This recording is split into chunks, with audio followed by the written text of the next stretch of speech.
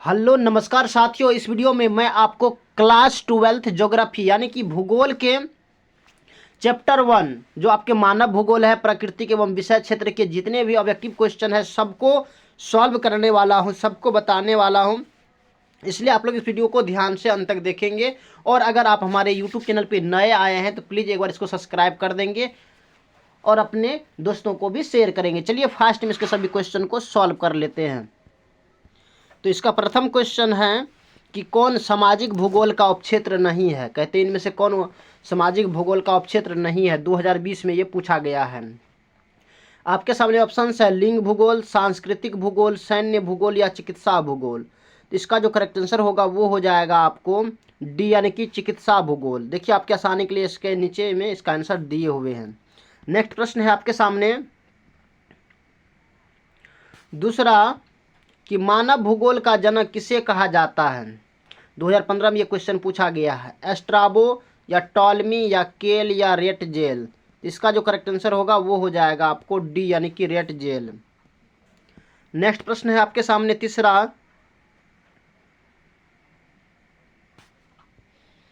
कि मानव भूगोल क्रियाशील मानव और अस्थायी पृथ्वी के परिवर्तनशील संबंधों का अध्ययन है, यह किसने कहा। कहते हैं कि मानव भूगोल जो है यह क्रियाशील मानव और अस्थायी पृथ्वी के परिवर्तनशील संबंध का अध्ययन है, यह किसने कहा। तो आपके सामने ऑप्शन है रोटर, रेटजेल या कुमारी सैंपल या टेलर। तो इसका जो करेक्ट आंसर होगा वो हो जाएगा आपको कुमारी सैंपल।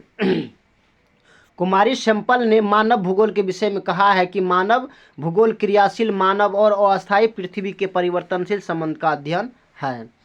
नेक्स्ट प्रश्न है आपके सामने चौथा निम्नलिखित में कौन विद्वान मानव भूगोल से संबंधित नहीं है। कहते हैं इनमें से कौन विद्वान जो है यह मानव भूगोल से संबंधित नहीं है। सैंपल या रेटजेल या बर्ट्रेड रसेल यानी कि बर्ट्रेड रसेल्स या हेस्टिंगटन।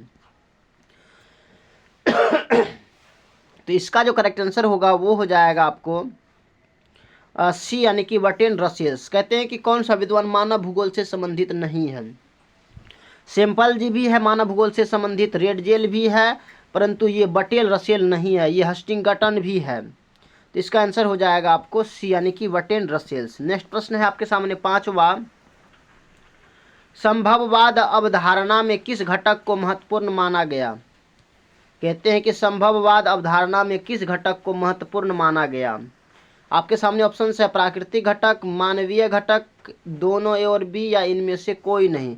इसका जो करेक्ट आंसर होगा वो हो जाएगा आपको सी यानी कि दोनों, यानी कि प्राकृतिक घटक भी होगा और मानवीय घटक भी। संभववाद की अवधारणा में जो है प्राकृतिक घटक और मानवीय घटक को महत्वपूर्ण माना गया है। ये देखिए 2017 और 21 में क्वेश्चन ये पूछा गया है। नेक्स्ट प्रश्न है आपके सामने छठा कि नव निश्चयवाद से संबंधित कौन है।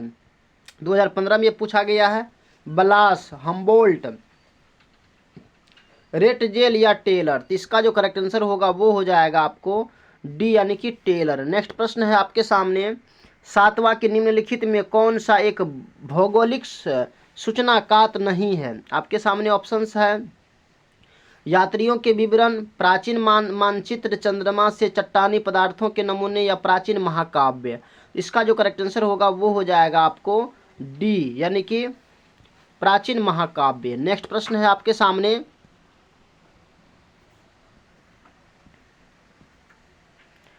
आठवां निम्नलिखित कथनों में कौन सा एक भूगोल का वर्णन नहीं करता। आपके सामने ऑप्शंस है समाकलनात्मक अनुशासन या मानव और पर्यावरण के बीच अंतर संबंधों का अध्ययन या द्वैतता पर आश्रित या प्रौद्योगिकी के विकास के फलस्वरूप समय में प्रासंगिक नहीं। इसका जो करेक्ट आंसर होगा वो हो जाएगा आपको ए यानी कि समकालनात्मक अनुशासन। नेक्स्ट प्रश्न है आपके सामने नौवां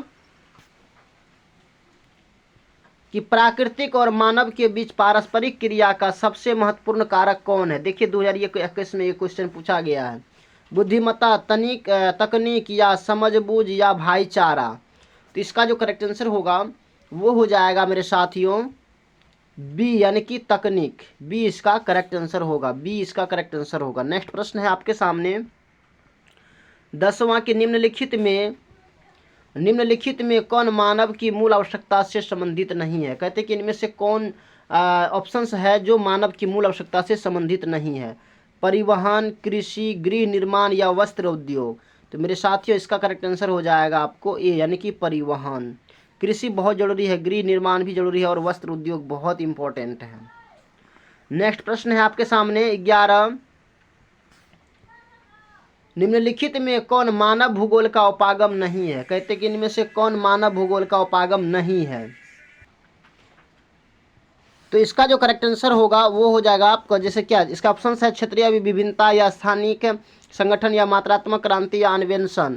तो इस मानव भूगोल का उपागम नहीं है, तो इसका करेक्ट आंसर हो जाएगा आपको सी यानी कि मात्रात्मक क्रांति, जो ये मानव भूगोल का उपागम नहीं है। नेक्स्ट प्रश्न है आपके सामने 12 की किस भाषा परिवार की जनसंख्या सबसे कम है। द्रविड़, ऑस्ट्रिक, भारतीय, यूरोपीय, चीनी, तिब्बती। तो इसका जो करेक्ट आंसर होगा वो हो जाएगा आपको डी यानी कि चीनी तिब्बती। नेक्स्ट प्रश्न है आपके सामने 13 की किस भाषा परिवार की जनसंख्या सबसे अधिक है। कहते हैं कि किस भाषा परिवार की जनसंख्या सबसे अधिक है। द्रविड़ की, भारतीय, यूरोपीय या ऑस्ट्रिक या इनमें से कोई नहीं। इसका जो करेक्ट आंसर होगा वो हो जाएगा आपको बी यानी कि भारतीय यूरोपीय। नेक्स्ट प्रश्न है आपके सामने 14 कि इनमें से कौन सामाजिक भूगोल की उपशाखा है। तो आपके सामने ऑप्शंस होगा चिकित्सा भूगोल, सैन्य भूगोल, संसाधन भूगोल या इनमें से कोई नहीं। तो इसका जो करेक्ट आंसर होगा वो हो जाएगा आपको ए यानी कि चिकित्सा भूगोल। नेक्स्ट प्रश्न है आपके सामने 15वां कि स्थानिक संगठन भौगोलिक अध्ययन का उपागम रहा कब। 1990 में, 1950 से 1960 या 1930 से 1940, 1930 से पहले। तो इसका जो करेक्ट आंसर होगा वो हो जाएगा आपको 1950 से 1960 में जो है स्थानिक संगठन भौगोलिक अध्ययन का उपागम रहा है। अब नेक्स्ट प्रश्न है आपके सामने 16 कि नवनिश्चयवाद संकल्पना का प्रतिपादन किसने किया। 2018 में ये क्वेश्चन पूछा गया है आपके बोर्ड एग्जाम में।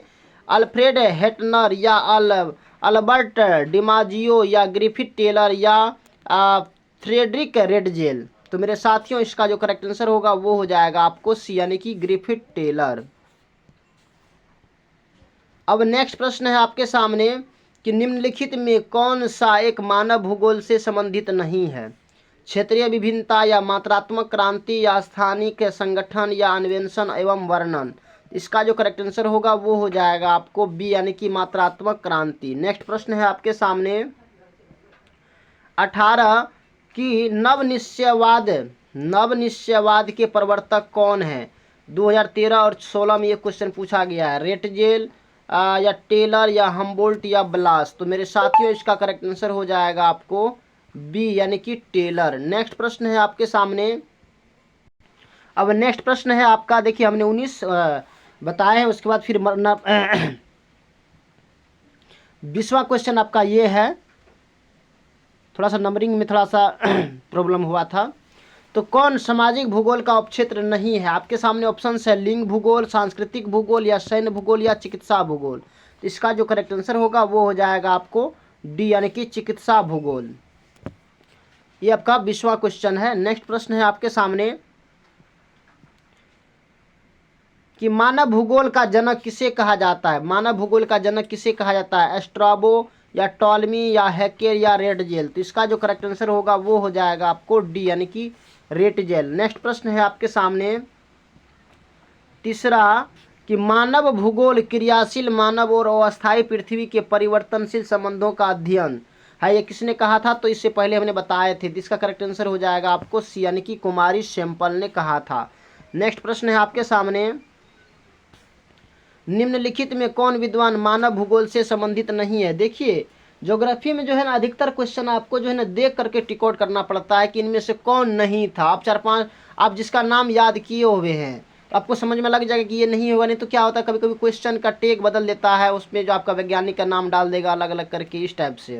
इसलिए इसको देख करके ही इसका आंसर टिक आउट किया जाता है। कहते हैं कि इसमें कौन संबंधित नहीं है। अब सैंपल है, रेडजेल है, बर्ट्रियन रसेल्स या हेस्टिंगर्स इसका जो करेक्ट आंसर होगा वो हो जाएगा आपको बर्ट्रैंड रसेल्स। नेक्स्ट प्रश्न है आपके सामने, नव निश्चयवाद से संबंधित है, इससे ये क्वेश्चन बताए हुए हैं। इसका आंसर हो जाएगा आपको टेलर, डी इसका करेक्ट आंसर होगा। नेक्स्ट प्रश्न है आपके सामने कि निम्नलिखित में कौन सा एक भौगोलिक सूचना का स्रोत नहीं है? यात्रियों के विवरण, प्राचीन मानचित्र, चंद्रमा से चट्टानी पदार्थों के नमूने या प्राचीन महाकाव्य। इसका जो करेक्ट आंसर होगा वो हो जाएगा आपको डी यानी कि प्राचीन महाकाव्य। नेक्स्ट प्रश्न है आपके सामने 7वां, निम्नलिखित कथनों में कौन सा एक भूगोल का वर्णन नहीं करता? समकलनात्मक अनुशासन या मानव और पर्यावरण के बीच अंतर संबंधों का अध्ययन, द्विविधता पर आश्रित प्रौद्योगिकी के विकास के फल स्वरूप समय में प्रासंगिक नहीं। इसका जो करेक्ट आंसर होगा वो हो जाएगा आपको ए यानी कि समकलनात्मक अनुशासन। नेक्स्ट प्रश्न है आपके सामने 8वां कि निम्नलिखित में से कौन मानव की मूल आवश्यकता से संबंधित नहीं है?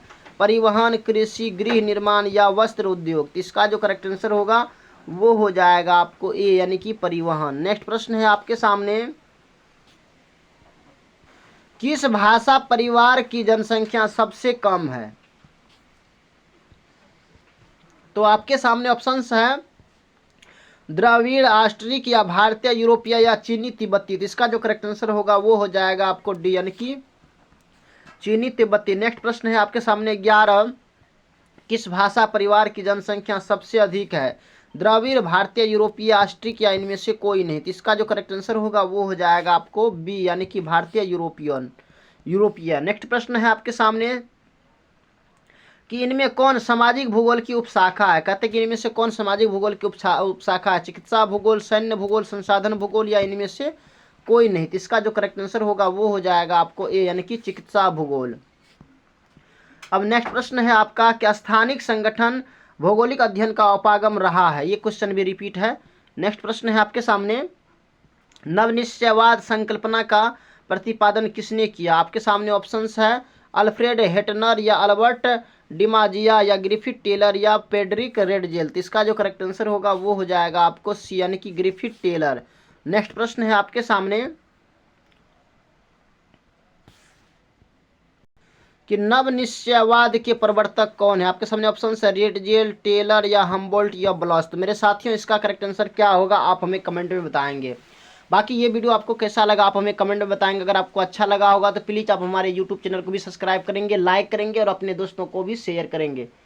बाकी thanks very much, all the best. फिर मिलते हैं आगे की वीडियो में, तब तक के लिए जय हिंद।